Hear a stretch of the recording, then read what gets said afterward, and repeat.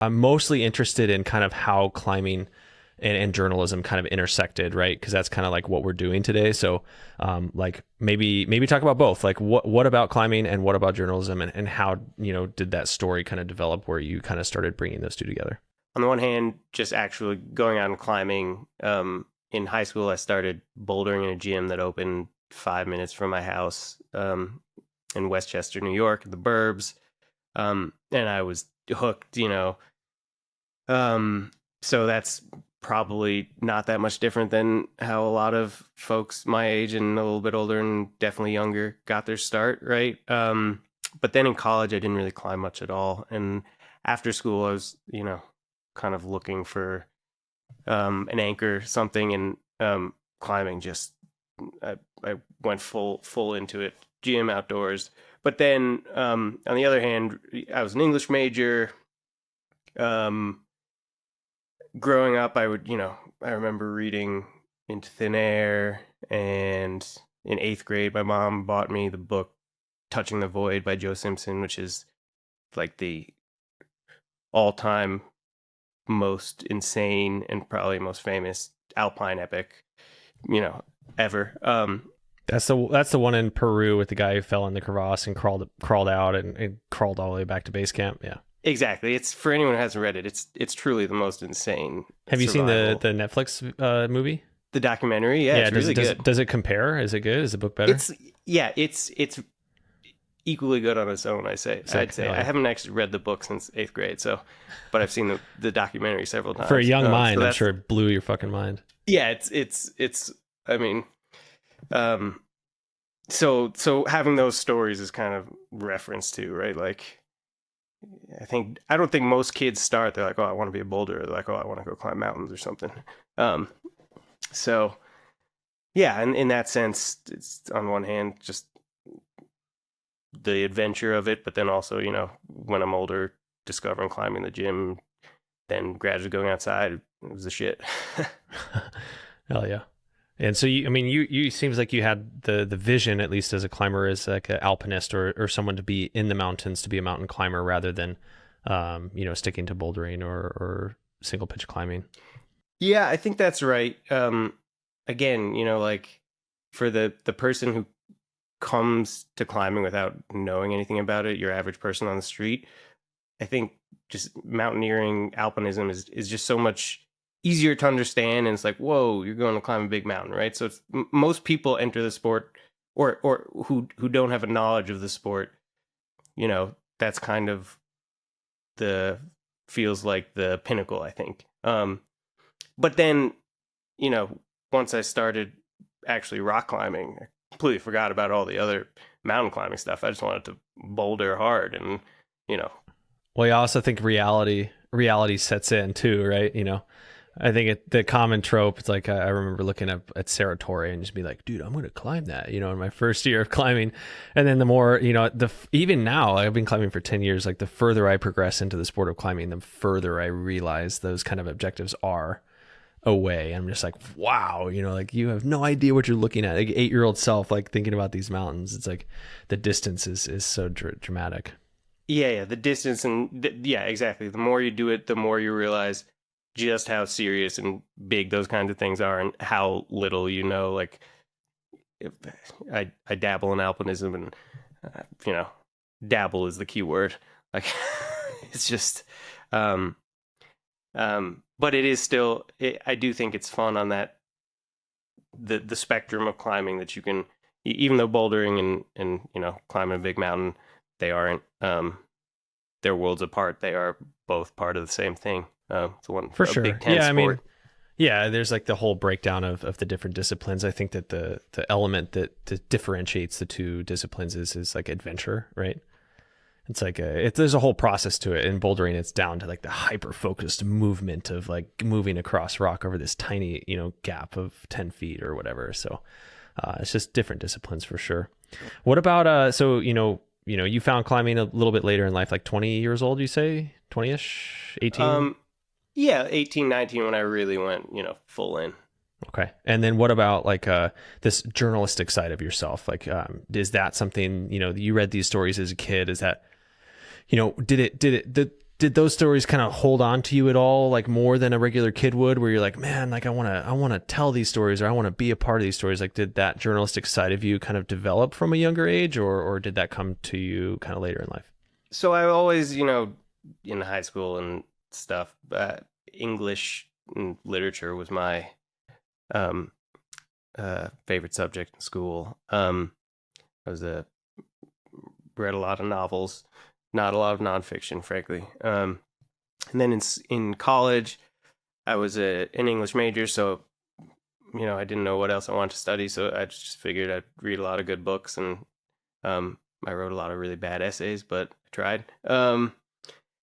And coming out of school, I didn't write for the paper or anything like that, but once I really found climbing, I also was one of those people, I just couldn't get enough of it, right? Like, I wanted to go to the gym, wanted to climb outside, I wanted to read all the news online. I didn't have social media at that point, but I was reading climbing.com, rockandIce.com, and Planet Mountain and UK Climbing. And so in my mind, I was like, oh my God, my dream job would be to be a climbing journalist. I wanted these things, but I had no idea, how to go about that, how you get started. I mean, I'd never had something published. So it truly felt like a kind of a pipe dream. I would say the dream jobs then were that, or just being a guide, because being a guide seemed pretty sweet too.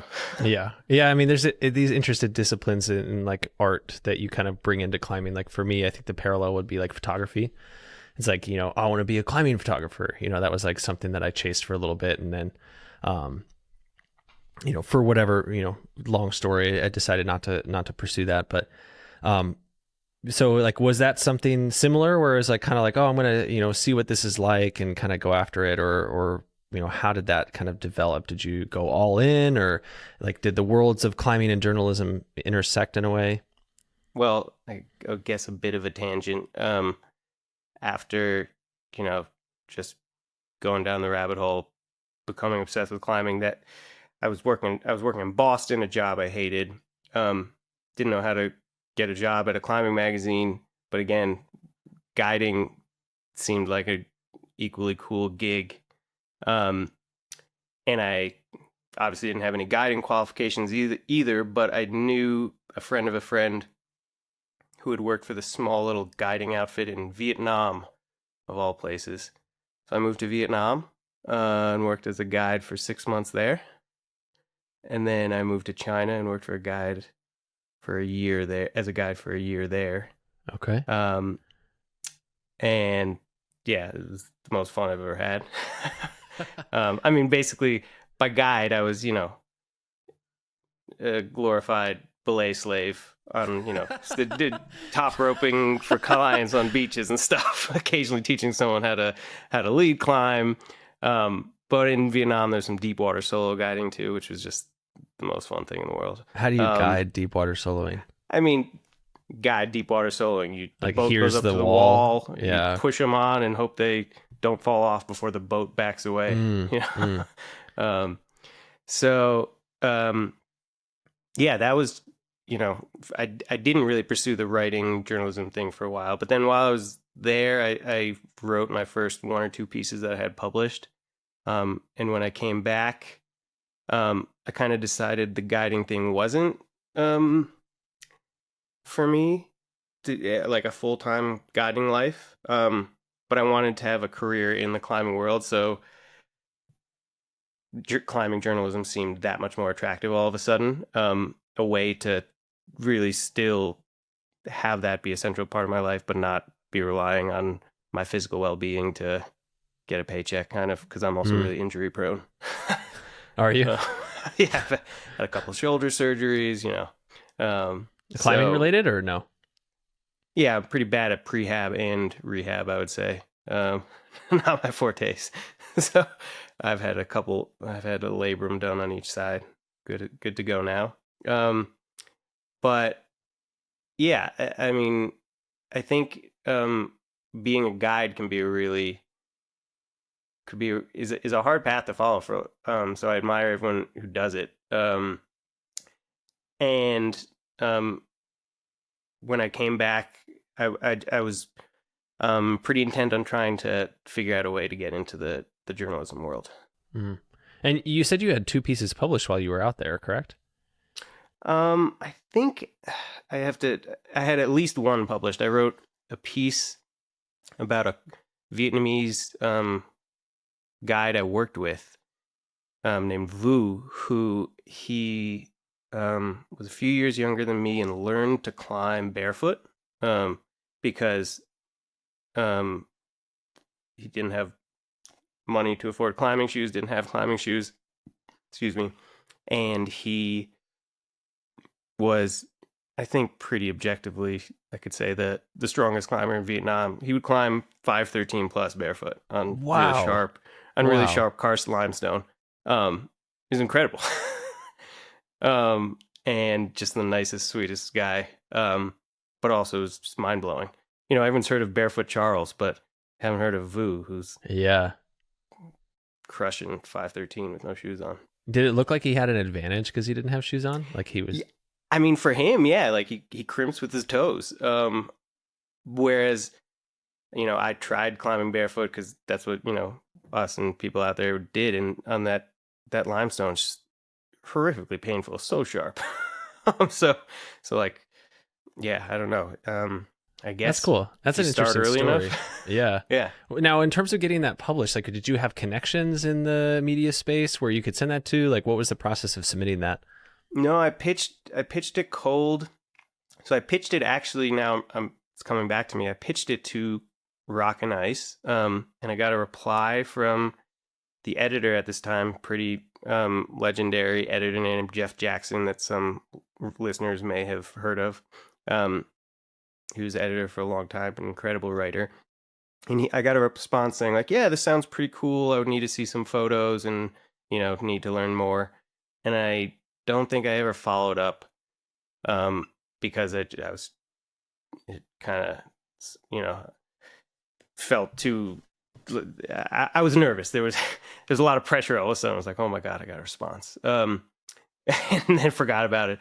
And then I guess a few months later, I don't know why I didn't follow up with Rock and Ice, but I pitched this climbing magazine called Climb that was based in the UK that went out of print a few years ago, but it was a really beautiful print glossy publication.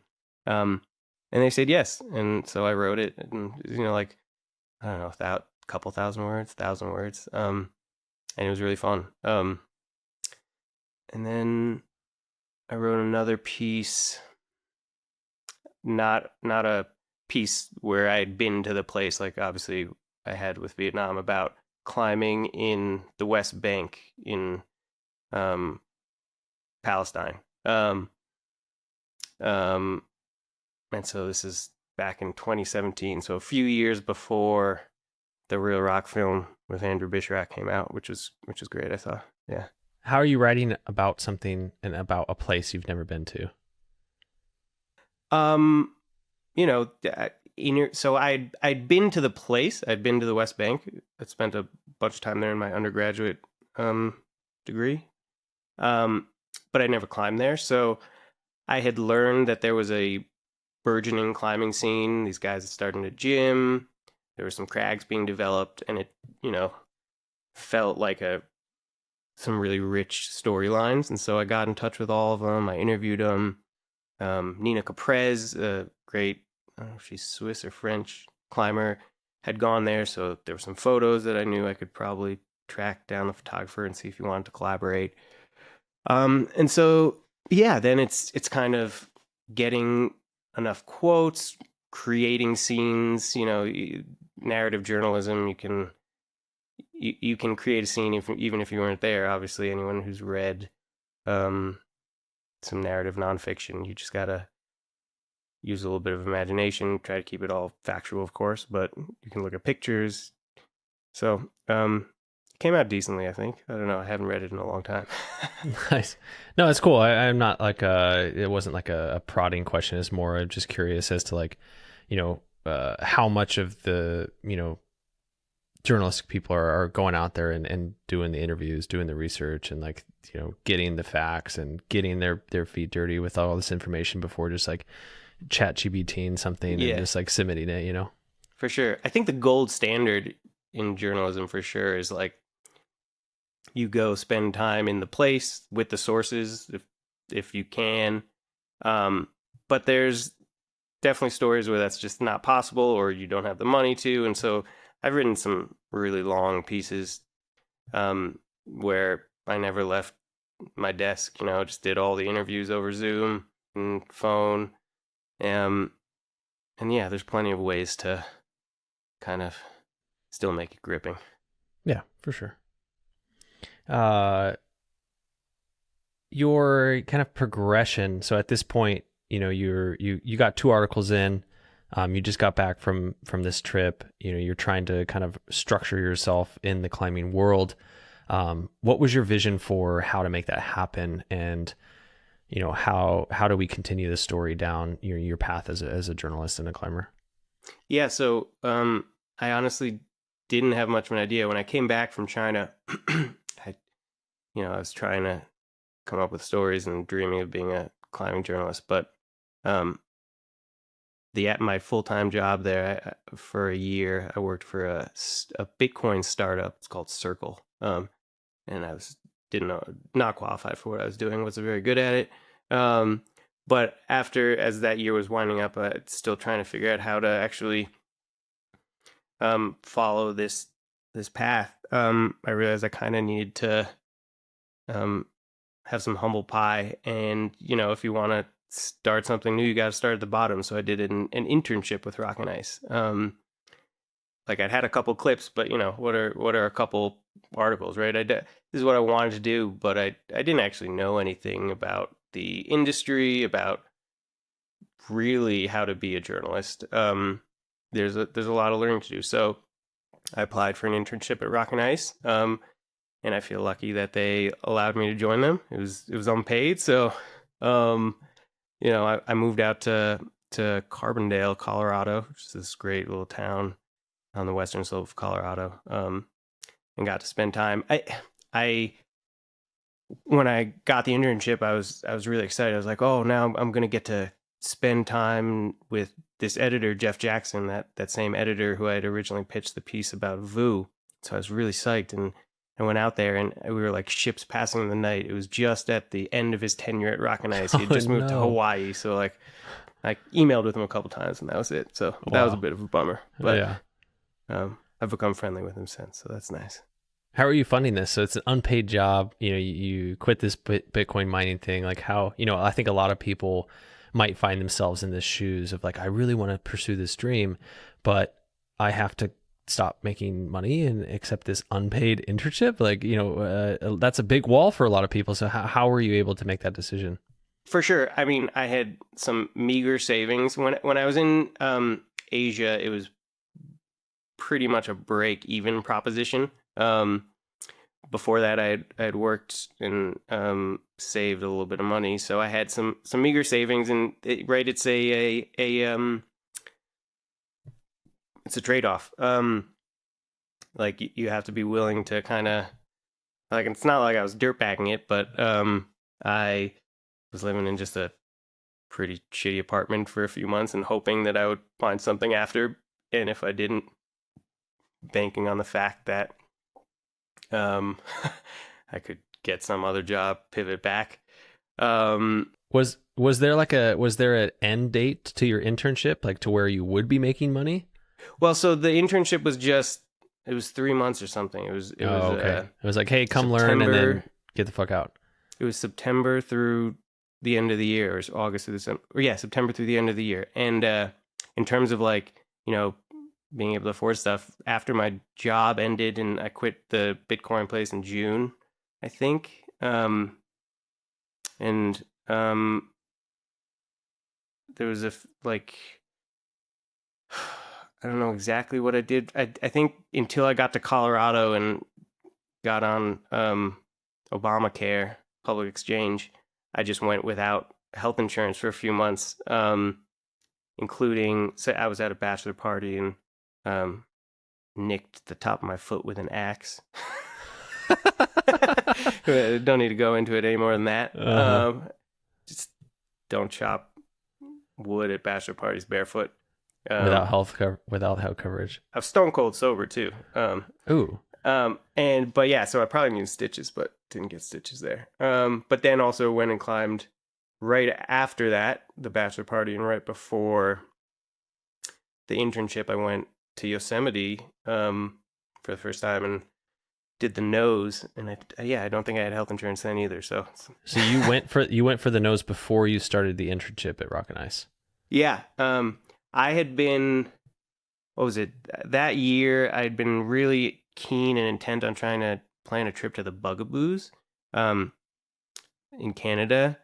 I really wanted to go do some of those peaks. But the partner I was that I've been talking with, it fell through for some reason. And then kind of at the last second, a different friend said, hey, you want to go do the nose this summer? And I kind of hadn't been on my radar. I was like, sure, I've never aid climbed, but got to learn sometime.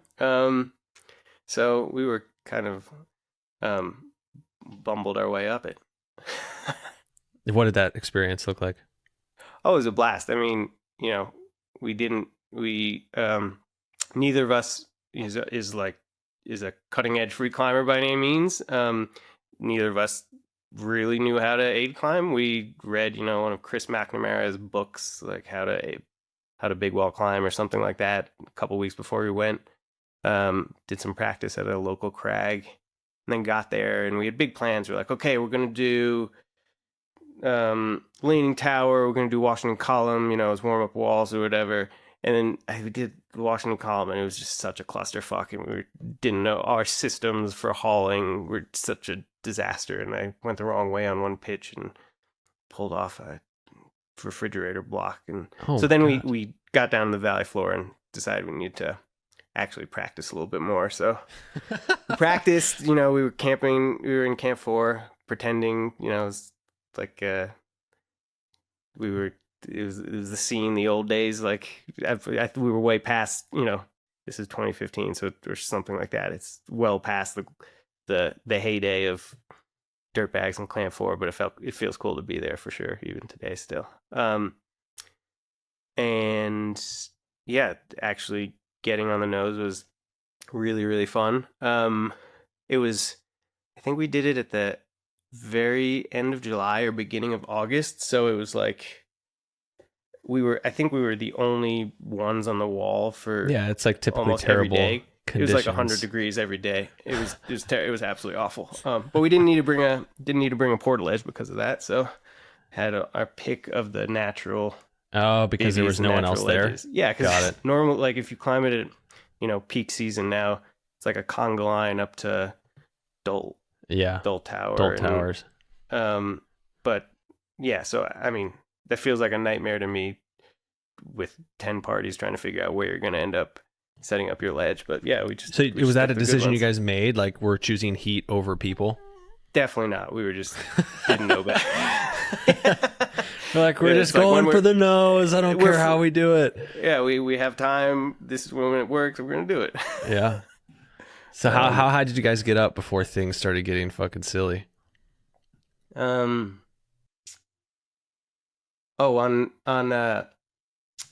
First day, I guess, I think we fixed to Sickle and then went to El Cap Tower the first full day. And then the next day, we were going so slowly, and then we see the first party we see on the wall, someone coming up behind us. And it's this woman, and who eventually, she gets closer, we realize she's climbing by herself. She's soloing, aid soloing, not free soloing, or she's free soloing parts of it. But it ended up being this woman, Miranda Oakley, who's a phenomenal, incredible climber. And so while we are like inching our way up, fighting for every little bit, she was on that very lap. She became the first woman to solo the nose in a day, which is just a little demoralizing. It was a little demoralizing for us when we thought about it. Just like how fast he was going and how much we were struggling. But it was it didn't get by the end of the second day, we were pretty thirsty, I think. We couldn't have brought enough water. Yeah. Impossible. Especially for that heat. Yeah, exactly. Did you guys run out of water? I don't think so. But it is for, that's still the one and only time I've climbed El Cap. When you get to the top, at least then, and I imagine it's a normal thing as you're hiking down towards the east ledges, the descent, you just come across all these like half full and quarter full big jugs of water, like Arizona iced tea jugs that people have abandoned from prior ascents on the one hand because they probably don't want to have to carry extra weight down, but on the other, I think it's mainly it's service. Yeah, it's a service. So I mean, we were so thirsty, so we'd come to these, steaming hot third full jugs of Arizona iced tea water, and God knows how long they've been there, and just gulp them down. It's incredible. No sickness or anything from them? Thank God, no. But in hindsight, it's pretty gross. I'm sure you're drinking like, I don't care, I'm gonna die anyway. Yeah, exactly. So it seems like you got up the roll pretty, sure, you guys faffed around a little bit, but no epics. You guys got up, you made the ascent. Yeah. How long was the time? I think 3 days. Okay, so not bad for your first time. We could have been worse. I took a big fall. Ooh. Took a big upside down fall on the changing corners, baiting, just ripped a couple RPs or something. Yeah. And I was at the end of my wits there. I was done. I wanted off. Did you have to go back up and finish the pitch, or did your buddy take over? Yeah, I finished it. So did you like in terms of like the girl, what was her name again? I'm sorry. Oh, Miranda Oakley. Miranda. Like, did you see that as like this journalistic opportunity in a way of some kind? Yeah, I mean, I had my phone with me and I snapped photos because I was just, I mean, I don't know if I remember that we learned what she was doing while we were on the wall, if I figured it out once we got down, but snapped some pictures because I was like, this is really cool. If I'm ever good enough to do this, I would love to do it. Obviously I'm not now and probably won't ever be, but it was really cool to watch. And so when I got down and kind of put the pieces together, I forget if I either reached out to Alpinist or someone learned that or Miranda told someone that I had a picture. Anyways, I had a photo published on alpinist.com with it. And so I was like, wow, this is great timing. My climbing journalism career is starting to open up. Yeah. So that was fun. Did you get paid for it? No, I didn't. So what the fuck is that about? Honestly. Yeah. So, okay, let's talk about, I think that I want to dive into like the state of climbing media and stuff. And we're like wrapping up into your time at Rock and Ice.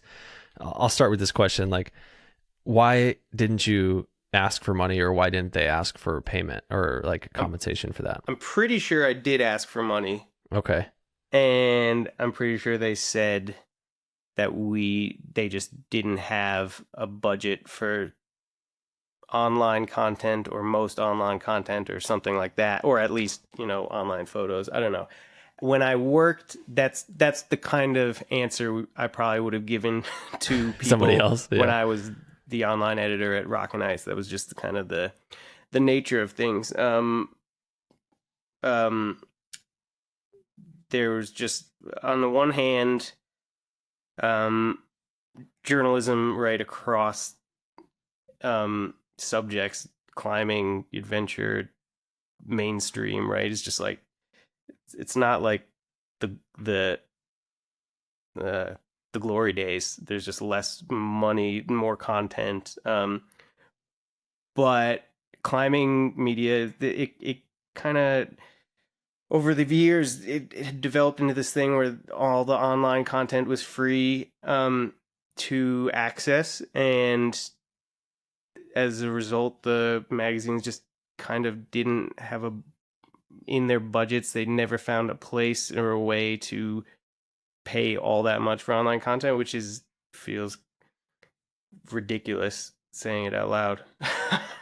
Yeah. So what is the revenue source for these publications, especially now in this age where we're like traversing into more digital. People Mhm. expect everything for free. We consume so much free content. Like, how are these journals, and how are these magazines, and how are these media companies handling that kind of transition from the typical business model in the past of just like, here's a magazine, you pay for the magazine, if you want to read the article you pay for it, like, so do you understand the kind of like transition that these media companies went through? Yeah, so I mean, the internet is what really, you know, forced or the the ultimate reckoning that has largely happened, maybe still happening in some ways, with print media.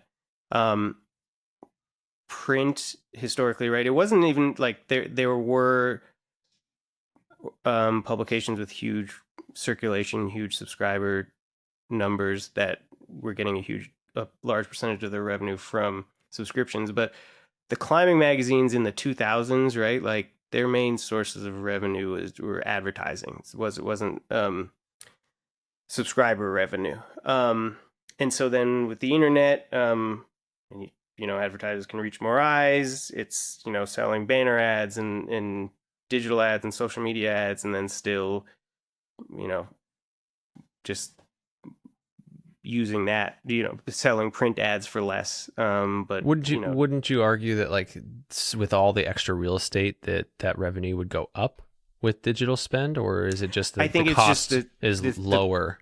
the pie was the same pie size roughly, And then you have got like, and we're just going to spend it on digital, and we still have to pay for print out of that. So you start bundling things like, well, I mean, this is before my time, right? Like I was never kind of knew the business side at that time.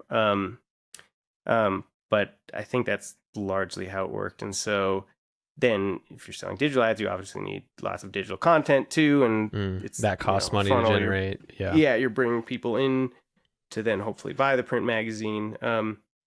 But and then print, right? You have fewer people paying for print, so or just interested in print. So I think basically those old magazine models, they just kind of failed to adapt to a changing media ecosystem, through not necessarily through any fault of their own.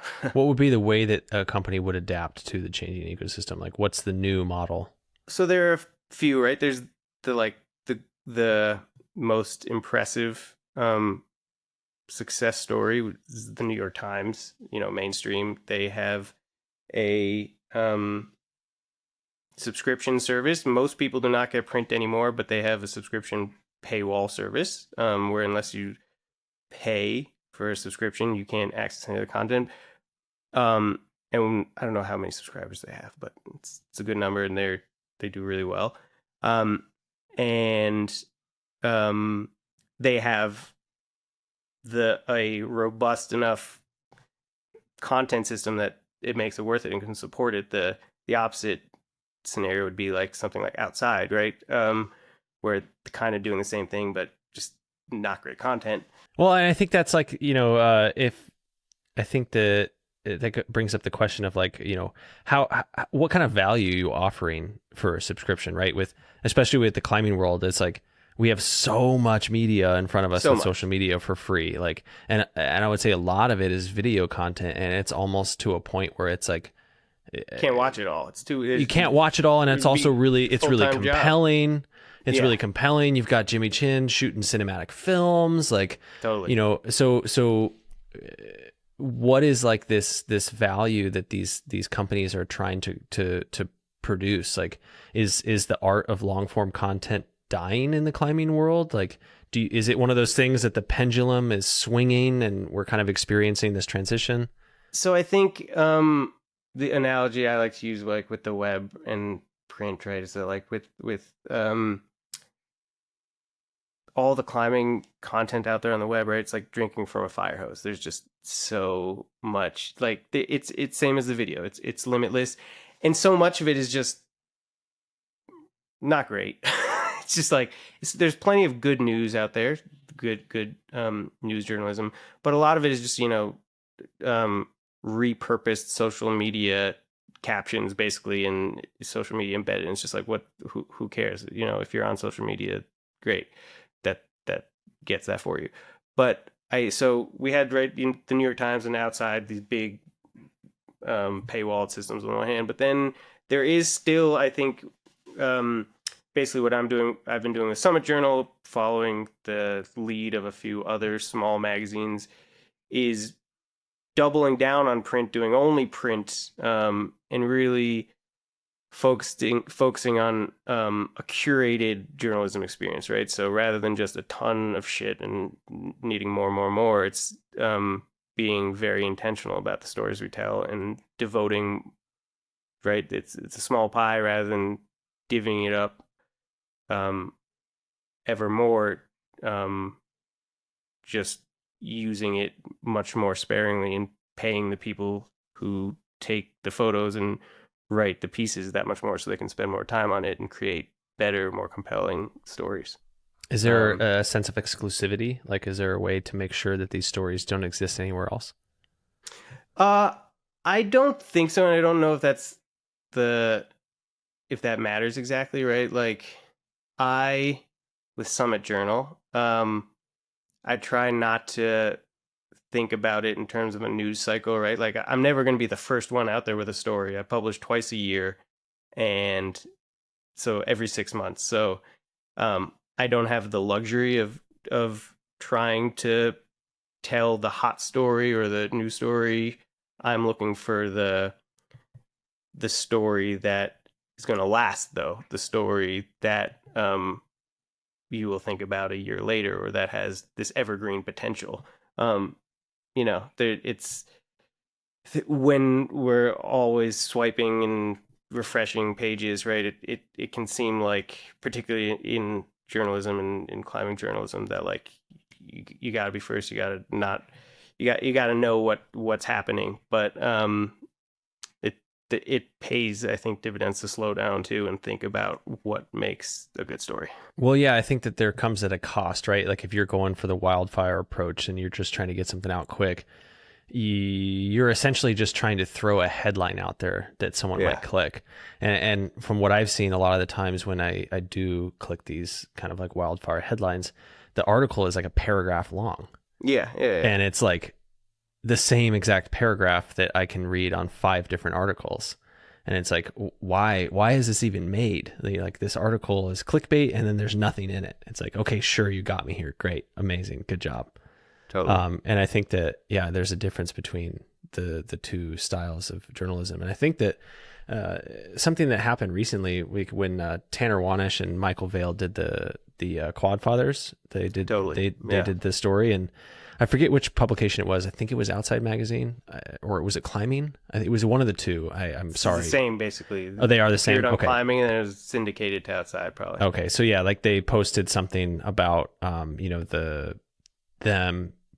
doing the speed record on the triple and how Alex Honnold was coming out to beat them or whatever. And like, there was no real truth to it. And they were just using Alex Honnold's name for publicity. And like, it just put a bad taste in their mouth and the community's mouth of just like, dude, do some fucking journalism. Like, do some reporting. You're just trying to get this headline and throw Alex Honnold's name in it so that it gets clicked more. It's like, that's just bad taste. Yeah, fully. And I mean, I remember doing the exact same kind of thing. I remember writing a piece for Rock and Ice about, because also when I worked at Rock and Ice, it hadn't yet, Rock and Ice and Climbing, for those who don't know, were both bought by the company that is now Outside, and they were merged. Rock and Ice no longer exists. But when I worked at Rock and Ice and Climbing were separate publications. And so it was kind of fun. I was always, it's like, we got to beat Climbing. We want to, make them eat it.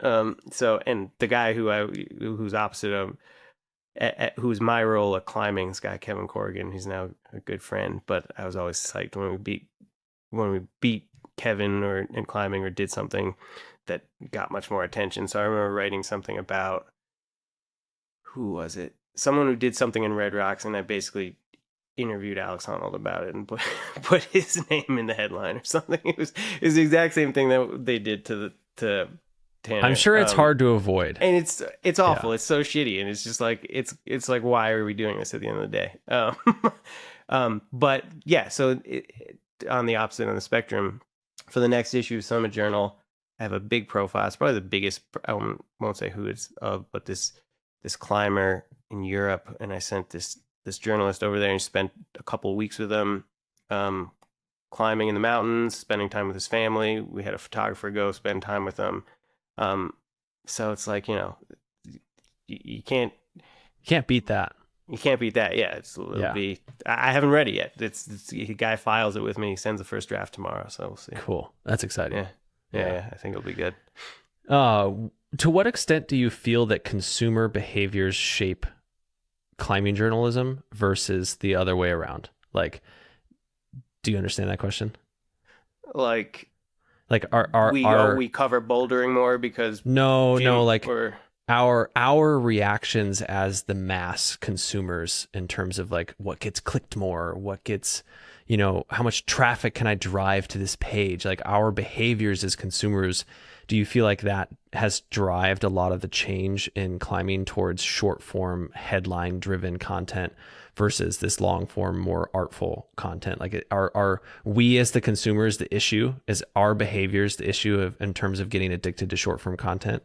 I think on the one hand, yes, and it's not exclusive to climbing, right? It's the BuzzFeedification of news and media. Like BuzzFeed, cracked the code and started offering everyone kitten, quizzes or whatever the fuck they did, and then had a new site. But just had better and better algorithms and headline workshopping and Outside has just leaned into that. So on the one hand, yes, it's a positive feedback loop. But on the other hand, I remember I wrote, I know a piece that I wrote for Outside, and it went online. It was a long feature about a free soloist who died named Austin Howell.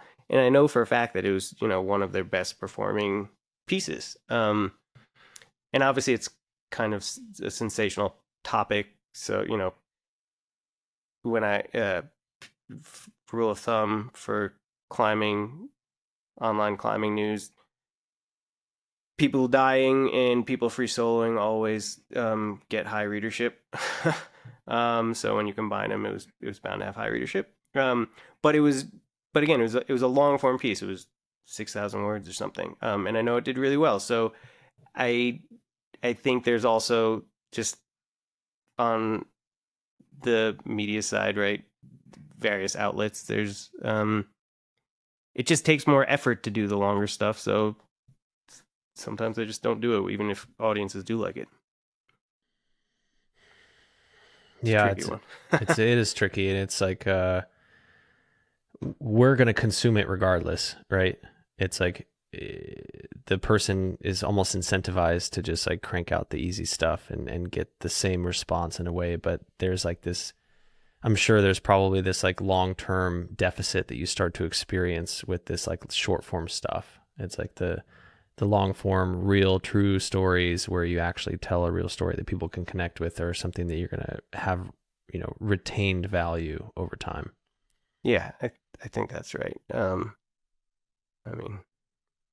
I certainly think so. Let's be real for a second. The current blueprint for a successful climbing podcast is simple. Interview the best climbers in the world. Big names mean big followings, lots of SEO power, and a built-in audience that helps boost every episode. But this show has never been about that. From the beginning, I have made it my mission to bring you stories from the climbing majority. The climbers who don't live in the limelight. The ones who avoid interviews, quietly put up routes, and give back in ways that are rarely recognized. And while that's what makes this show special, it also means we have an uphill battle when it comes to growth. And that is where you come in. If you're psyched about the show, if you've been inspired, entertained, or fired up about an episode, word of mouth is the single most important way you can help the show. Share an episode with a friend. Play one on a group road trip. Post about the show on social media. Jump onto Reddit threads and Mountain Project forums and share with people what you've been listening to. Be sure to tag the show, tag your favorite guests, and spread the word. And if you want to help even more, I'm currently sending posters to climbing gyms around the country. If you'd like to sport one in your climbing gym, be sure to reach out. Email me at theclimbingmajoritypodcast@gmail.com, and I will be sure to send you one. Let's band together and show the climbing community that the climbing majority has a voice. So in your experience in Rock and Ice, in terms of kind of bringing this back to this trajectory, how long were you there? So after I did an internship, I lived in Boulder for a year, really just scrounging by, trying to make ends meet. So I was like doing some freelance writing and editing for some various publications that people haven't heard of, as well as some local papers like Boulder Weekly, and also, pulling shots of espresso on the side and that sort of thing. I worked construction with a friend for a couple days, and that was so fucking hard and not cut out for that. And then, so in sometime in 2017, position opened up at Rock and Ice, and I was lucky enough that they were willing to take me back. So I joined the editorial staff there. Another thing that's kind of funny, still today, but definitely back then, I think a lot of people thought that these magazines were kind of these huge behemoths with big staffs or whatever. It was, I joined an editorial staff of, 3 other people or something. We're all great friends. But they're small, lean operations. So yeah, in 2017, I moved back to Carbondale. And I was there until 2021. Okay. And the operation of being an editor at that location, like are journalists pitching stories to you, and you're reviewing the stories and choosing what goes into these online and publicized magazines, like that's how that system works? Yeah, it's a combination of incoming pitches, right? Freelance writers or just Joe Schmo who has a story idea or wants to report on this, saying like, are you interested in this story? Photographers doing the same thing, and us assigning story ideas we have, or just obvious stories, to writers that we have worked with before, or professional writers that we know are really good. So it's kind of a mix of that. Yeah, I've met a lot of really great writers I didn't know before, and many of them I still work with today. One of my interns, so because there was an intern at the office who I would mainly work with every few months. So right, with the role that I had, and one of my interns, this writer Owen Clark, he's prolific. He writes everywhere. If you read climbing news online or in print, you've seen his name assuredly, and he writes some really, really great stuff for me still to this day. So that's cool. Hell yeah. Yeah. If like a photographer is reaching out to you, there's not really a story there, right? It's just like, I've got some pictures. Like, yeah, I mean, how does that work? How does a pitch from a photographer work? I mean, climbing photography, right? Like, it's just awesome to see, right? Like good photos, like Jim Thornburg or Jimmy Chin or whoever. If you crack open a climbing magazine from the 90s or 2000s or Summit Journal today, there's inevitably going to be photo essays that are pretty thin on story and text, but heavy on photos, right? Because it's just like it's nice. Just sick, yeah. Some times they're going to pitch destination profiles, so then it's just like a lot of beautiful route photos and maybe scenic beta photos, whatever. But yeah, I think there's a lot of types of journalism that the photography just isn't nearly as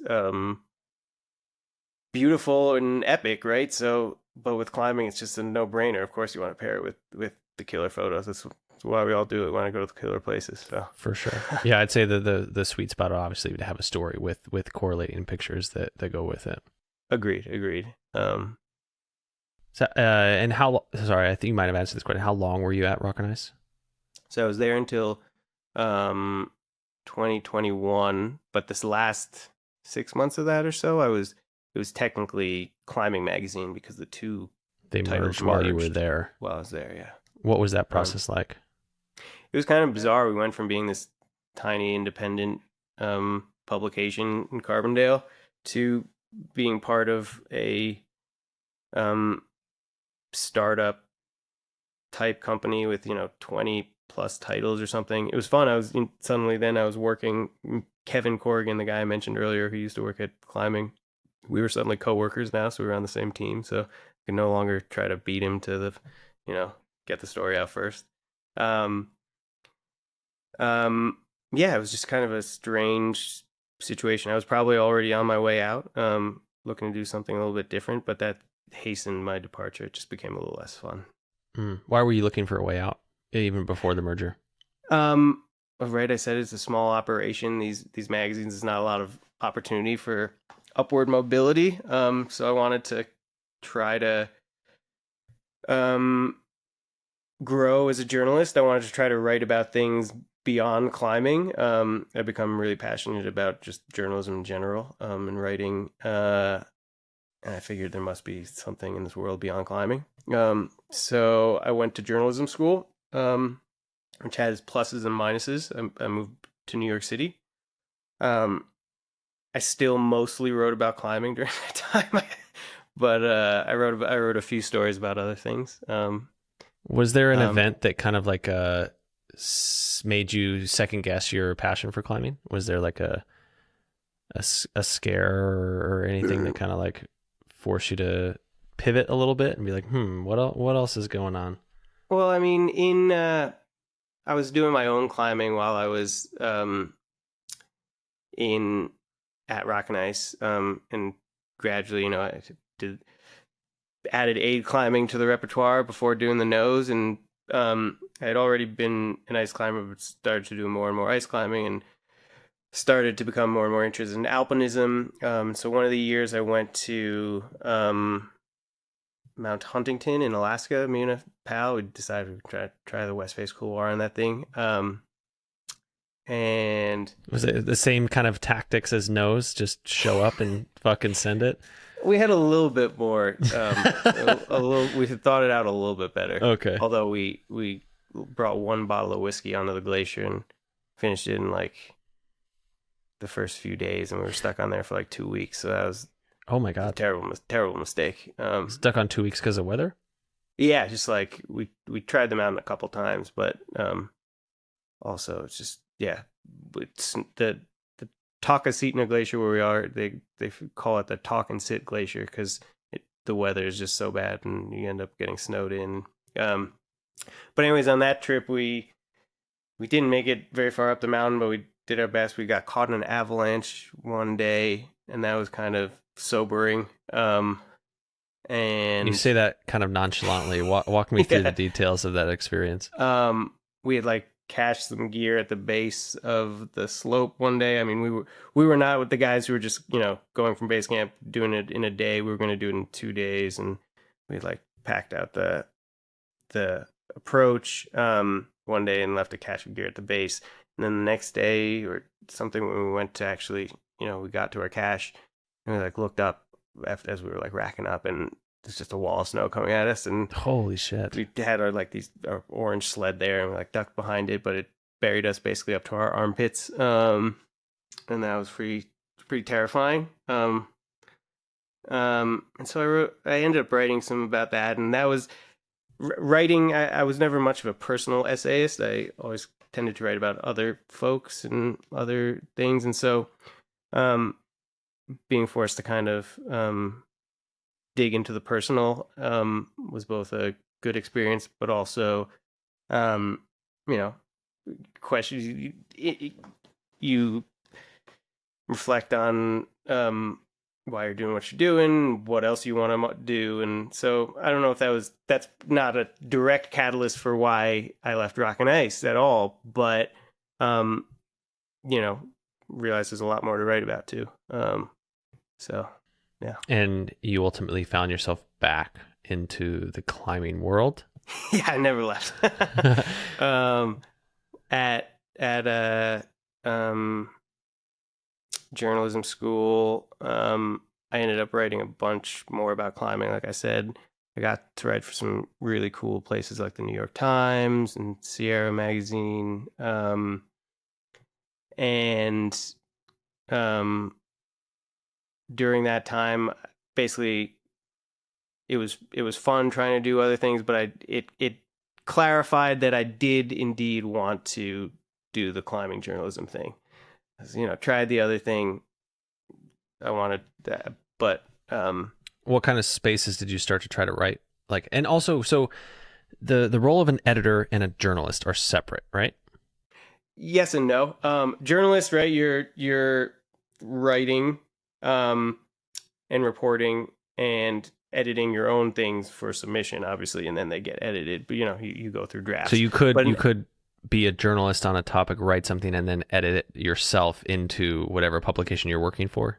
No. So when I say edited, it's just like you're going through drafts and then you send it in, and then so like it's just editing is a natural part of writing. You're always obviously working on the piece, but you're not.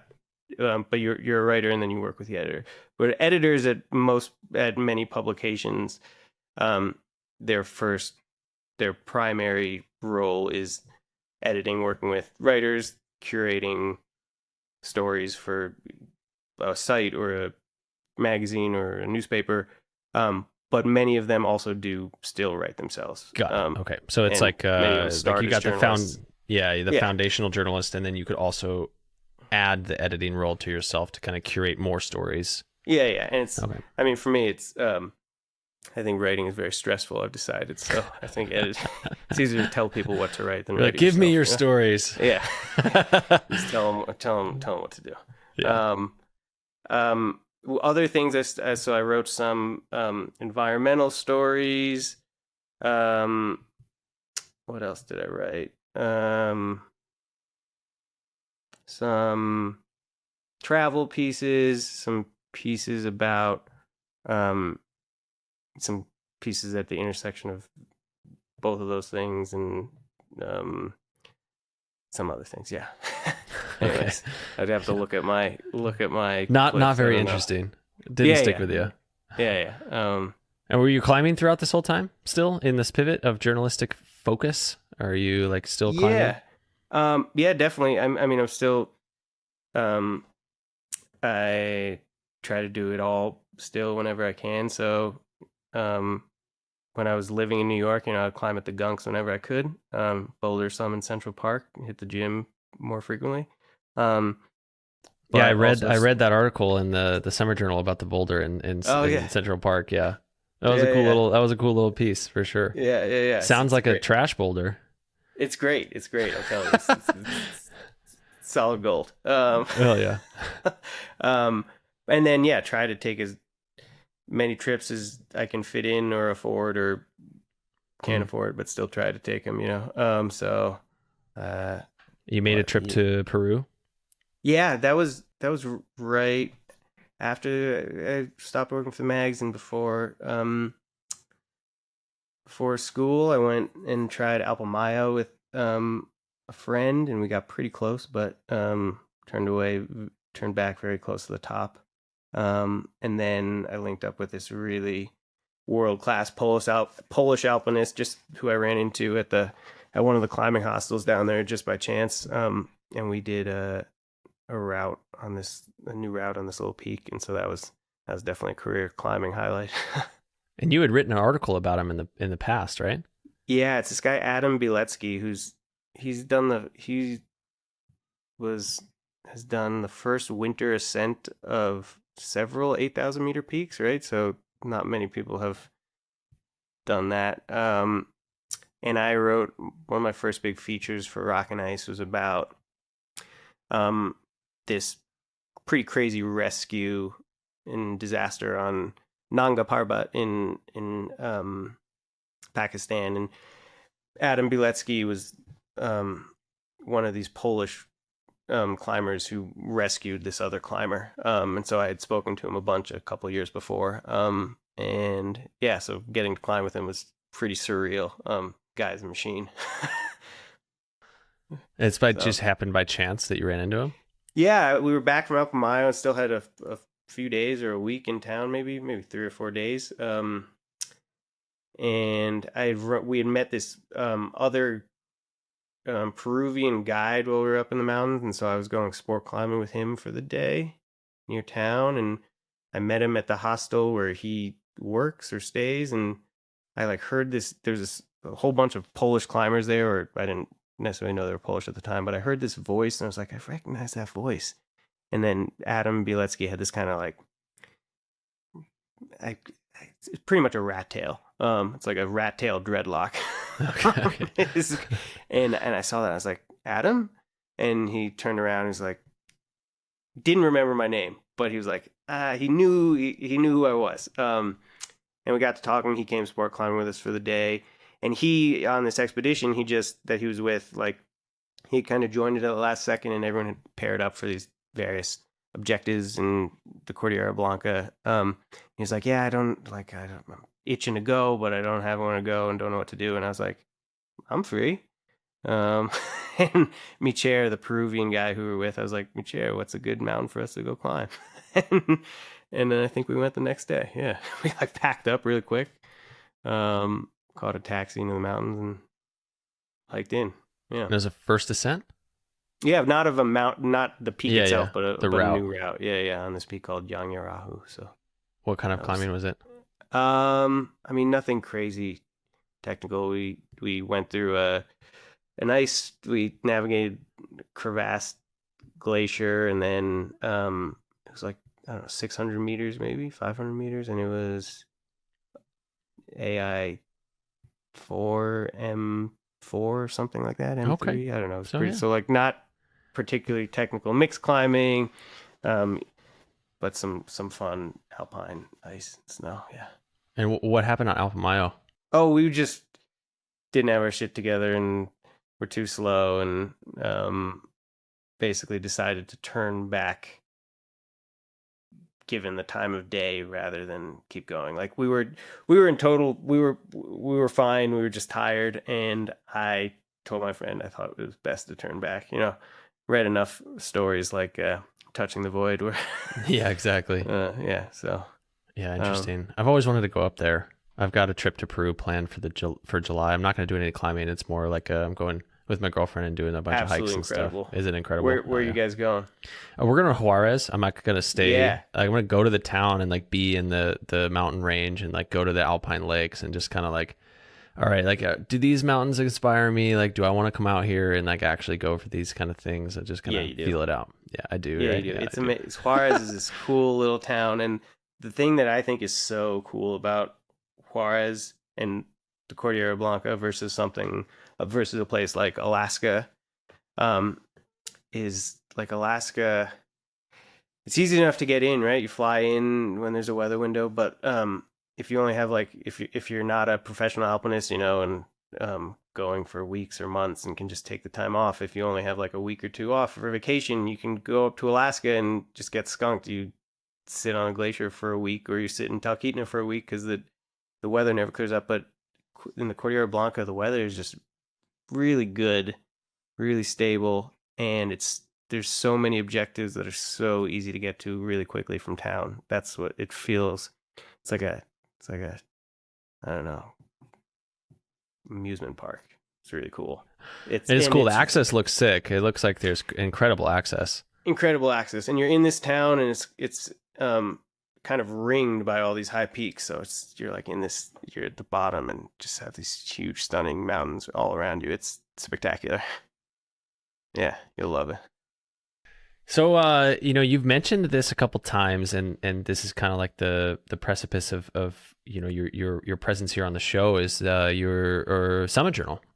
Yeah. So let's talk about that. We've kind of brought this all the way. Your climbing trajectory, your journalism experience, your time as an editor in Rock and Ice. This publication existed before. That's correct. Yes. Yeah. So talk to me about the history of the Summit Journal and kind of how you ended up kind of crossing paths with it. The Summit Journal is technically pretty much the one of the oldest climbing magazines in the country.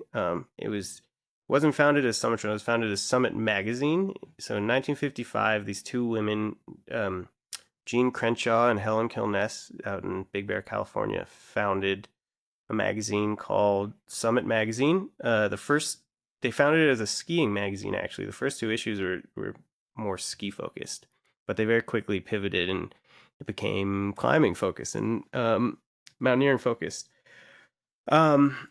And so that published from 1955 until 1989, and then they sold it, and a different version of the magazine was put out by a different owner and different editors from 1990 to 1996, and then it closed up shop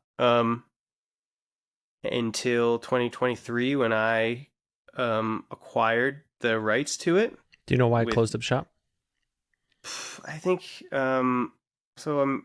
I'm friendly with the guy who used to own it now and the guy who used to edit it. I think it was a tough business model, right? Even back then, running a magazine wasn't a get rich quick scheme. Yeah, mm-hmm. Yeah. It's more of a passion project than it is anything else. Yeah. So I think they made it work as long as they could, and then just didn't make sense anymore. And so in 2023 I announced the resurrection of Summit as Summit Journal, and in 2024 we put out our first two issues. We just put out our third issue, and the fourth issue of the Reborn Summit is due in August. Did you purchase the rights? I did for not that much money, because pennies on the dollar. It's not it's the kind of thing like, what did I purchase? I purchased like the right to the name and the logo and the copyrights to the old covers, and that's pretty much it. Like I don't own the actual articles in the old magazine. All the people who wrote those own the rights to those. But it's just, so I was purchasing a legacy, an idea. Because what Gene and Helen, the original founders, created over 35 years of publishing, it's a pretty amazing legacy.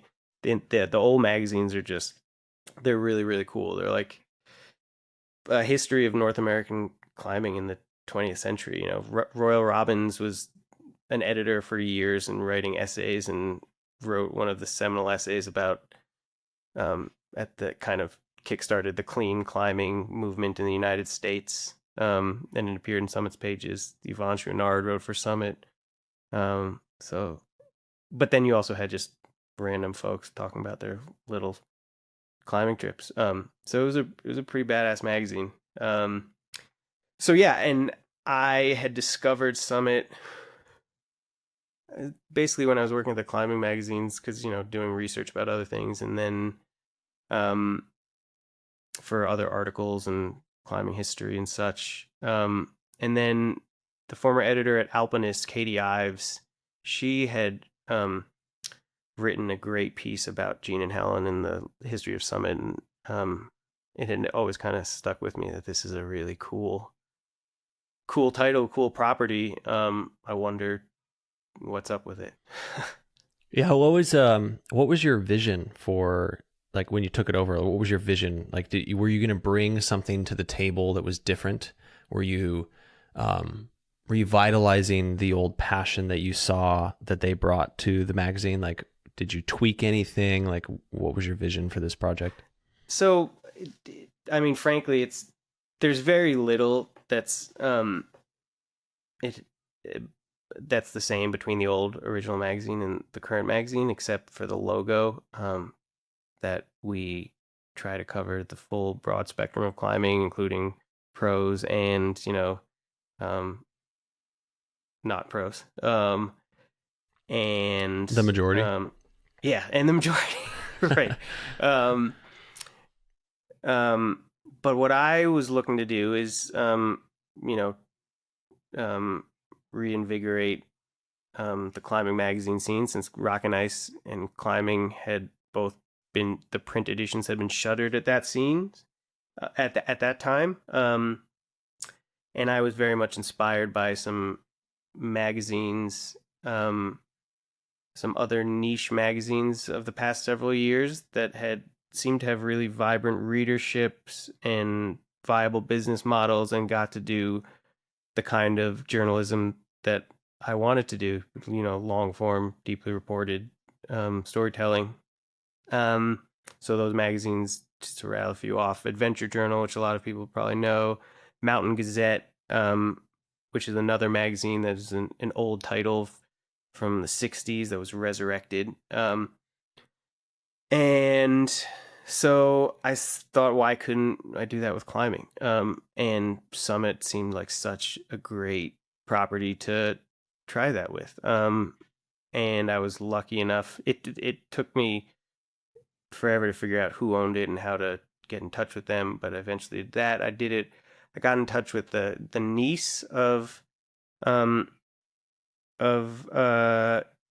Crenshaw. Her name is Paula Crenshaw. And basically, I decided, like, I'm not gonna resurrect this magazine without the blessing of Jean and Helen both died a few years ago. And so Paula was very gracious and generous and was really psyched on the project, and I still talk with her every couple months.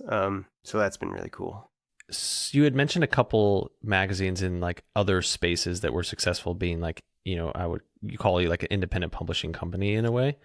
Are there other publications in the climbing space that I would guess like would be considered, competition in a way? Like off the top of my head, the only publication that I can even think of is the Alpinist mag. Yeah, there's Alpinist, which is a great magazine. I just got the new issue. I read a couple pieces last night. I'm psyched to dive in. And there's Alpinist, which is owned by a small publishing company called Height of Land Publications that publishes, I think, 2 other magazines, maybe 3. They publish Backcountry Magazine, skiing, and then Mountain Flyer, which is mountain biking. But they're very much a small independent publishing company and magazine. So, but they're clearly, a little bit more focused on icy and snowy, a little serious. And so, Summit, I think, we've staked out some different terrain, which is great for both of us. And then there's the Climbing Zine, which is a biannual climbing magazine put out by this guy Luke Mihal, and it's also a great little publication. Is it zine or zine? Zine. Is it zine? It's zine? Yeah, zine. Okay, it's zine. A magazine, No, I got that. I don't know why. Yeah. Like on Instagram, it's so funny. Like all these things you never release. Like, oh, it's a climbing zine. You're like, dude, it's a zine, bro. Yeah, it's a zine. Okay. There's that. Is there any other print climbing publication out there? I just saw on Instagram today that I was messaging with him that Chris Schulte, a great, really, really amazing boulderer and advocate for communities, is potentially starting a small climbing magazine. So that'll be really cool. So I'd like to check it out. Basically, I think there's room in the space for several magazines to exist. Like, yes, we are all competitors with each other, but I think a rising tide lifts all boats, and we're all doing things slightly different. I mean, I think Summit's doing the best. Don't get me wrong. Obviously, I wouldn't be doing it. So like you said that like climbing mag and Rock and Ice and Outside, like it's all one conglomerate now. Like, why aren't they producing some sort of massive publication that everyone's buying? Like, how has that industry been shuttered in a way? Like, why are independent publishers being are able to support themselves in this ecosystem while this giant kind of corporation style is not? I mean, in terms of why independent ones are able to do it, right? Let's not growing beyond our means, having humbler aspirations, right? I'm putting out 2 magazines a year, print only, so I don't need to be constantly feeding the beast of online content. I am not putting out 4 issues a year or 12 issues a year. Again, it's just 2 issues a year, focusing on quality. I don't, I'm giving this interview out of my house, ready to work from home. We don't have an office space. We have a small, lean staff. It's me, my art director, some contractors, and then a lot of freelance writers and photographers who are really great. So on the one hand, why it works for us, right? And then really leaning into trying to be as subscriber revenue dependent as possible versus advertising revenue dependent. I run a number of ads in each issue, but a small number, and they're good, important partners having those advertisers. Yeah, that was one thing I noticed about the issue you sent me. It's like front and back loaded with ads, and it's like tasteful, photography focused, ad placement. With brands that are totally part of the endemic story and part of the climbing community. Yeah. Like there's not just some random beer company or some car company or sponsored by Sculpin Ballast Point. Yeah. Yeah, exactly. Honestly, I would run Sculpin Ballast Point. I like that beer. No, it's honestly a great beer. Yeah. Yeah. But the dream would be to be 100% subscriber revenue supported and not run a single ad. That would be cool. And getting there day by day, every subscription helps, but that is a much more sustainable model, right? Like when the economy's bad, most of the subscribers, if you build a product that's worthwhile, they're going to stick with you, whereas the advertisers might up and leave. So and it's like, why are we doing it? We're not doing it for the advertisers, doing it for people who want to read good stories. So it's like it all reinforces. It's trying to build a positive, good community ecosystem. And why the big guys don't last, right? Like, yeah, because they're looking for a solution to a problem that doesn't exist, right? Like no one asked for a big media platform that gives you climbing and biking and top 10 destinations in the ecosystems don't care about each other. Yeah, it's like I don't think anyone wanted that, and it's surprise, it's not surprise. Great. Yeah. Interesting. Mm-hmm. So yeah, it's almost cool. It's almost like I feel like, not only in the publication space, but in the retail space, we've got like big ass brands like Patagonia and like Black Diamond, and we have this big corporate kind of conglomerate push in these brands, and I feel like a lot of them are really struggling right now. And I wonder if it's sustainable. I wonder if kind of like, the grassroots kind of independent owned businesses will kind of take back over and kind of run the space as it was in the beginning. Well, so one of my favorite, related to that, if I can just go off on a tangent, one of my favorite stories that we've published in Summit Journal, it was in not this last issue, but the issue before that. It was this story about where basically the inspiration for it. I was like, where did the leaps and bounds come from in gear innovation, right? Like, is it Black Diamond with some big lab brake testing things and iterating, or is it the guys in their garage tinkering? And obviously it happens both places, but like if you look at climbing, the story of climbing, like it was Yvon Chouinard just, pounding pitons in his garage. And then what we really looked at, the real thrust of the story is, you've seen, G7 portaledges, those inflatable portaledges. Mm-hmm. Yeah, there's, so like, that, the guy who, started that company, Nathan Kukathis, I think that's how you say his, or Kukathis, not exactly sure how to say his last name. Nathan. I won't hold you to it. Yeah, Nathan. He, grew up just like tinkering with stuff in his garage, like filing metal rulers to make pitons to go pound into the cracks, and it's just a super smart engineering mind. And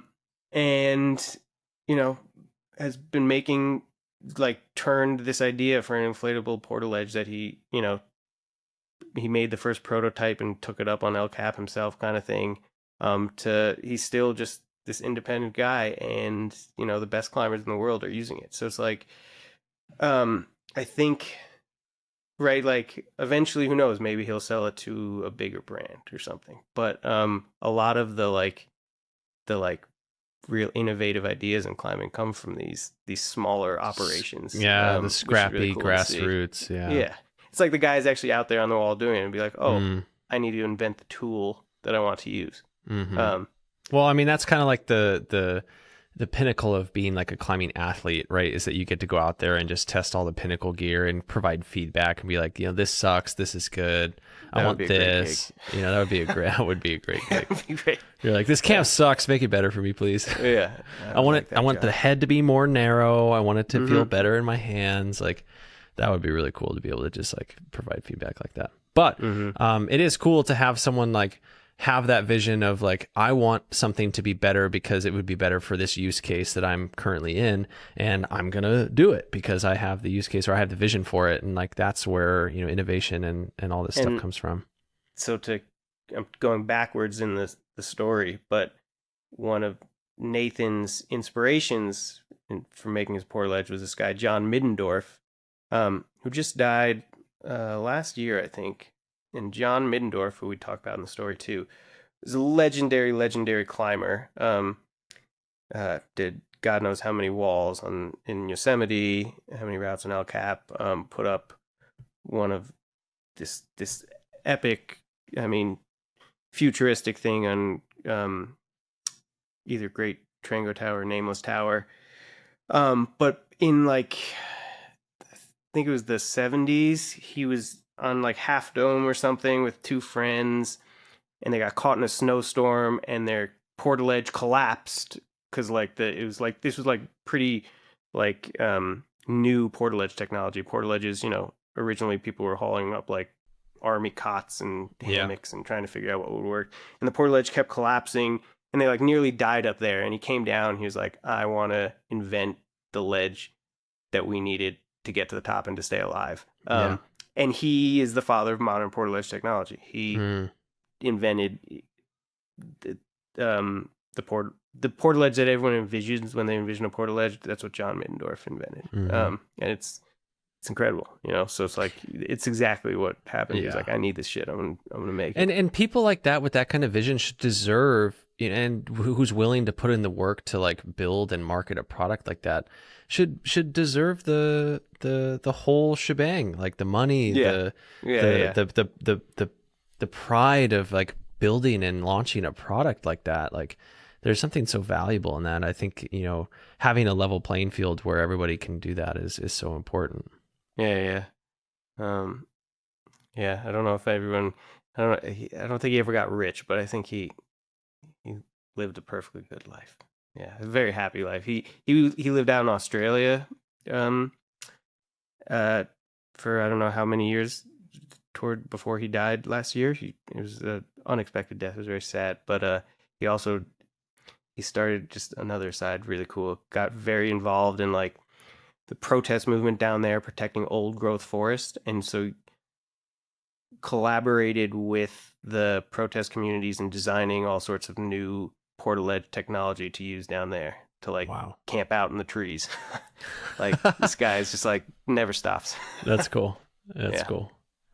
In your development of Summit Journal, what was the hardest part about actually taking this idea and launching it into something that it is today?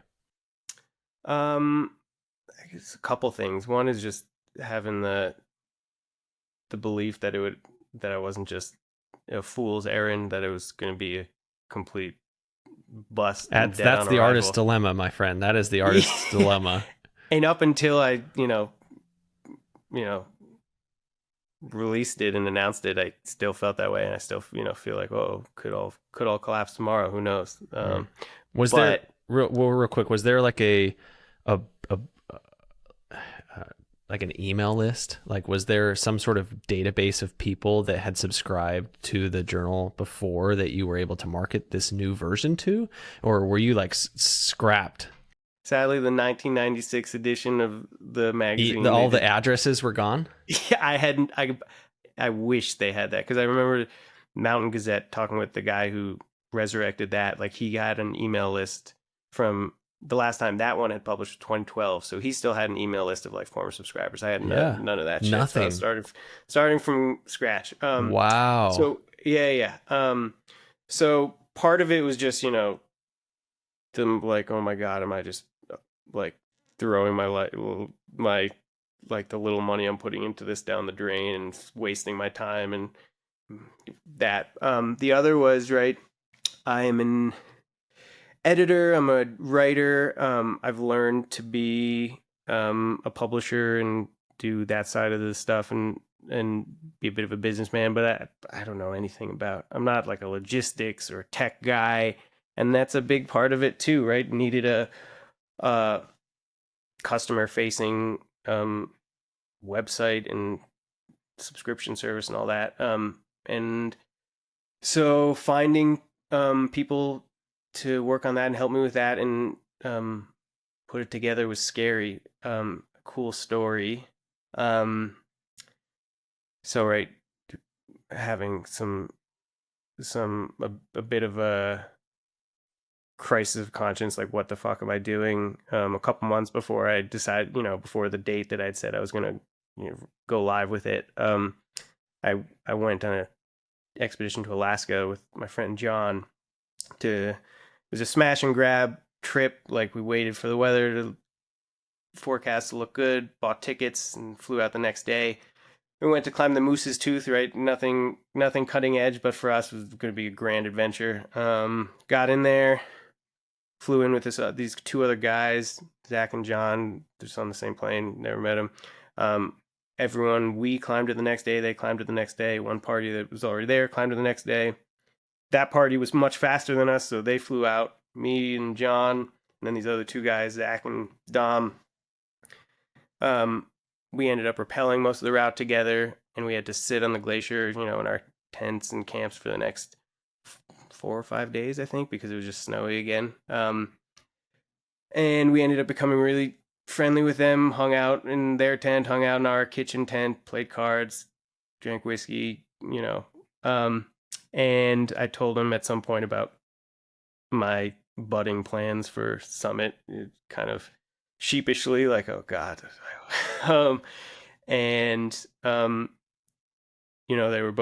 They're like, wow, that sounds really cool and good luck with it. And then the next day or something, Zach, who's a full stack web developer and been like head of engineering at several startups and stuff like that, who's like, hey man, if you ever need any help, doing stuff with Summit, I would love to be involved. And so then he ended up designing the whole website, and he's a director of all things digital, which is really cool. It's like how I couldn't imagine a better scenario than just meeting someone on the glacier and now good friend and working together. Yeah, that's extremely serendipitous. Yeah, exactly. What are the odds? Yeah. That's cool, man. And it's meant to be. Yeah. I hadn't seen those guys. All 4 of us hadn't been together since that time on the glacier because we were all in different places. But just early this week, we were all in the Front Range, Colorado, and got together and drank a bunch of beers. That was good. So like the crux there in terms of like getting this publication out there was the customer facing web platform that you had to build? I mean, maybe that seems like that's like the crux. The biggest thing is like,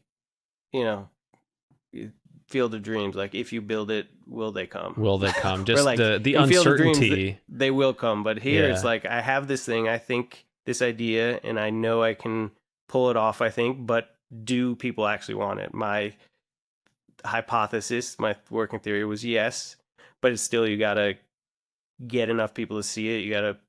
You get enough visibility and convince people to, say like, oh, I do want this, so that they're gonna buy it, because obviously it costs money at the end of the day to make it. To read it. I was gonna say there's like some parallels here with this podcast, but I'm offering something for free. It's like, please listen to my free podcast, Right. And it's right. Like that's hard to do. So people are it's hard to convince people to do anything. And so to convince someone to buy, how much is it? $60? $60 and a little bit of shipping. Yeah. So I could imagine I would say that's pretty reasonably priced though for what I received. Like, I'll just describe it for people, like big. What's the size? It's really big. It's about 10 by 13 inches, roughly. So 10 by 13, matte finish. One thing I noticed right away when I opened is it smelled really good. Yeah, like really nice smell. And I really like the matte finish too. The weight of the paper is nice. It's got a nice like feel and a sound when you turn the pages.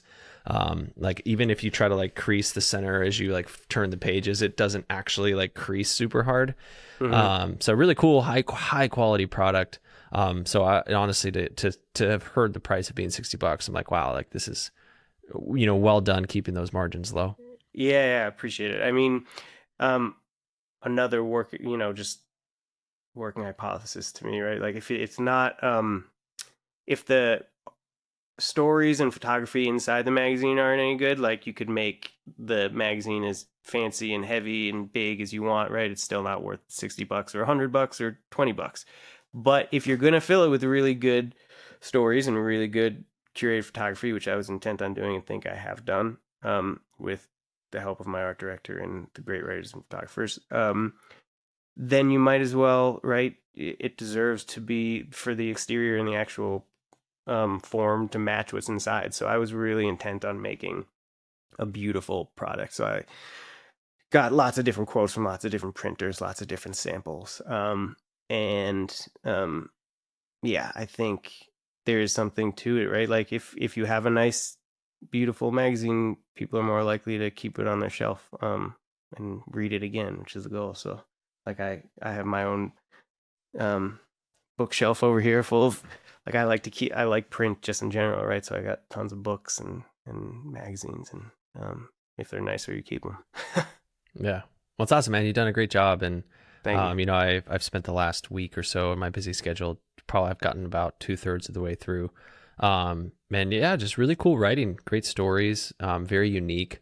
And, one of the things that, we talked about when I first, did our meet and greet was like, so, are you interviewing the majority, or, are you doing Right. pro athletes and stuff? And it's cool. I think you have found this middle ground. It's like, yeah, sure. You've got, some prolific people in there, but it's not the same stories we've all heard. It's not the, Adam Ondra climbed 515C again. It's like very intimate, detailed reflections and stories into these people's lives that, you would never otherwise know.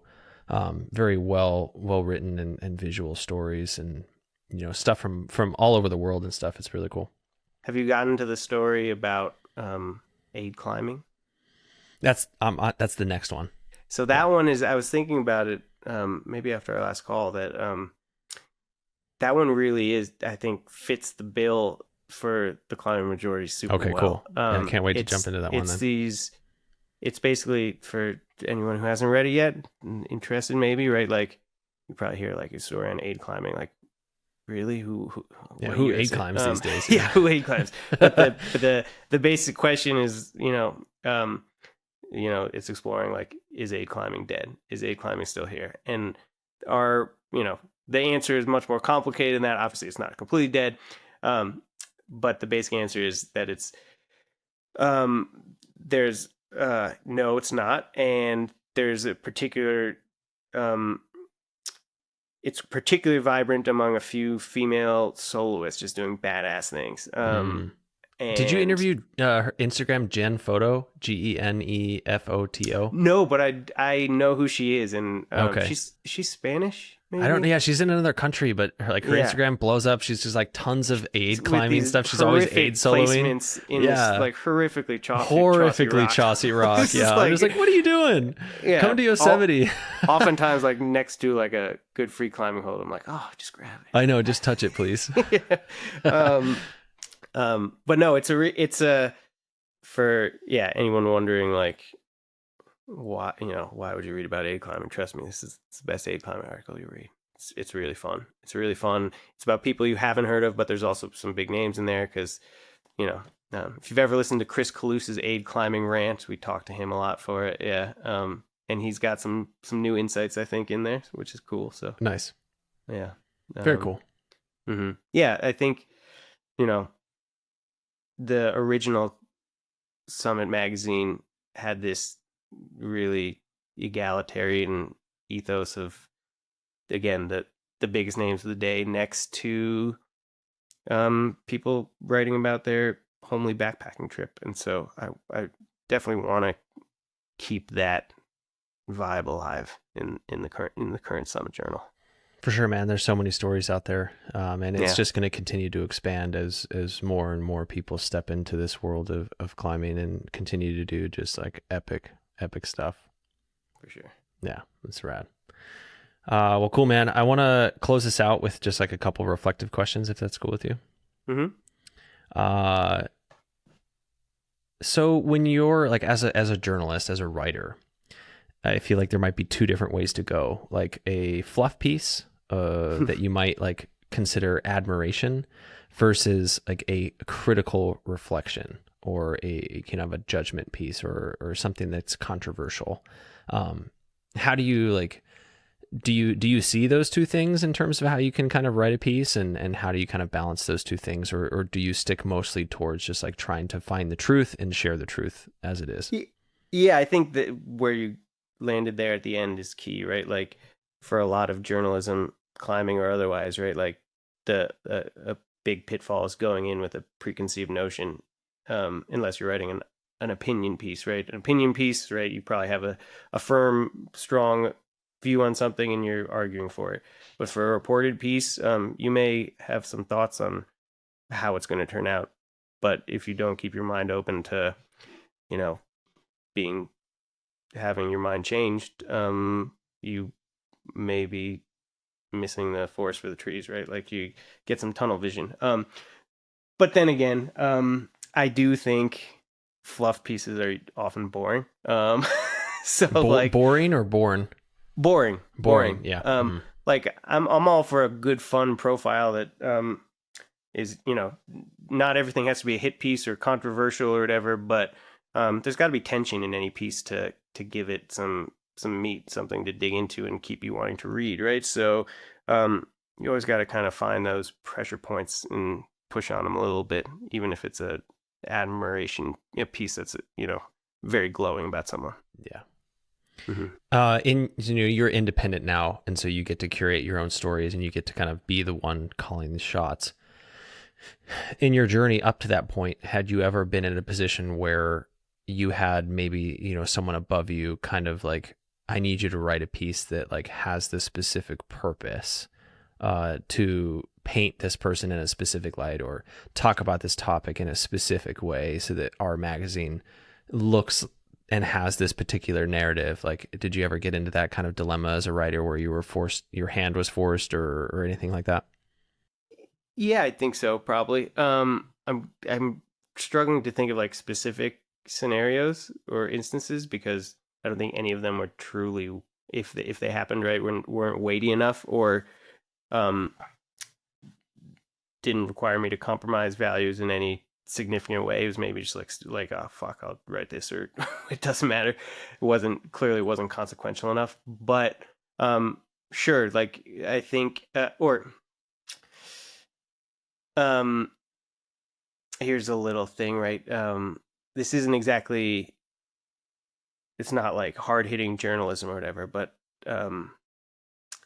all the climbing magazines, right? I don't cover gear in Summit Journal. We don't do any gear reviews. And this isn't exactly what you're saying about like did you have to do something you didn't want to do, right? But like any gear review, it was all into this. It's like a glorified ad placement or something. Yeah, it's pay to play basically, yeah, right? Like okay. someone buys an ad, you scratch their back. And there's a reason you never see bad gear reviews, because if it's bad, you just don't review it. Like when I want good, honest gear reviews, I go to a place like Outdoor Gear Lab, right? That buys all their own gear because how not to. Yeah, or how not to. I fucking love Ryan. And that. It's yeah, great. Ryan Jenks is the man. Yeah. Or the Wirecutter, right? Like places that have integrity in their gear reviews. And so that's given. You also get free gear when you're doing those gear reviews, so that's nice. But that's just one example. And for me in Summit Journal, right, rather than do that, I just don't do gear reviews. Like brands, I want them to be in the magazine and support it with advertising because they believe in the spirit of and the importance of journalism in the climbing space. And thus far they have, which is great. And I'm proud to have them in there, but they know at present, at least, that they're not getting any gear reviews out of it because I don't run them. It just seems like a waste of space in a print magazine in particular. Mm-hmm. Mm-hmm. That makes sense for sure. More of like an online article, like top 10 gear that I used Yeah. this year. Yeah. Yeah. Let's save it for the blogs. Yeah. What about stories that you feel are missing from the climbing world in the space of the media today, and whether that could be something that you're striving to share yourself or that you just feel like are missing in general? That's another one. It's a good question, and one that so it's more of a type of story rather than um, um, uh, the way the story is approached rather than what it's about, I would guess. I think my favorite kind of journalism is in the New Yorker. I love the New Yorker magazine, and they have a lot of these pieces that are concept driven and based versus story focused or character focused, right? So that doesn't mean there's not really good character and story involved, but it's not just a narrative and it's not just a profile.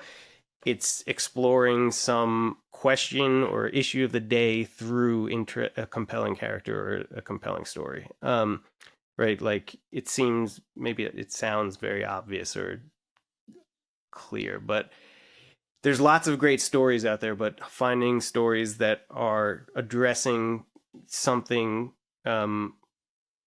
that has relevance to us today in some particular way is harder. And so I'm really trying to find those stories, which are, again, it's easier said than done, but like that piece about gear innovation that I was talking about, for me, that felt like a really great success on that front, because we had really cool characters, really good story, adventure and stuff, but it was like, what's going on in this space? There's like a bigger topic to be shared about, and you're using the profiles and the stories to back up the initial point in the first place. Yeah. And don't get me wrong, we have pure profiles, we have pure narrative adventure pieces, like they all have a place, but that other kind of article I think is harder to find and to do. So yeah, I would say that. Nice. Hell yeah. I can resonate with that for sure. What about any advice you have for young climbers who would like to be a journalist or would like to contribute in that way to the climbing space? I think the first thing is just, you got to write, like, go do it. Journal, write a blog, write long emails to friends and families when you're on a trip or something. It's like the one thing I do get pitches sometimes from people who clearly aren't writers, right? And you don't have to be a journalist as a professional career to be published in a magazine, but like anything else, it's a skill that you get better at in practice, and it's a muscle that if you don't use it, it atrophies, right? So don't expect you to say, like, I want to be a climbing journalist, I climb and have good stories. You got to write. So if you want to be a writer, you should practice it and write it. You should pitch people. You should pitch me. You should pitch the Climb Magazine, Alpinist. And you should think about what stories you can write, whether from a personal perspective or out there, that are different, right? Like, I get a lot of pitches about, how this project changed me, or trying to think, just like climbing stories you've read 100 times, and some of them are very good, right? But I'm not looking to publish the 101st story about something. So, Would you say you get a lot of submissions of people writing about themselves versus other people? Yeah, a lot of people like to write personal essays. I would imagine that is not great. I think, for me personally, like as a personal writer, as a writer personally, I find personal essays to be much harder. Some people are much better at writing about themselves, but I think to do it really well, I think is pretty hard. Some people would probably disagree with me, but maybe I'm just very particular about I would imagine like the writing about yourself is so attached to the ego that it would be really hard to remove that from your writing and in the narrative that you have for yourself.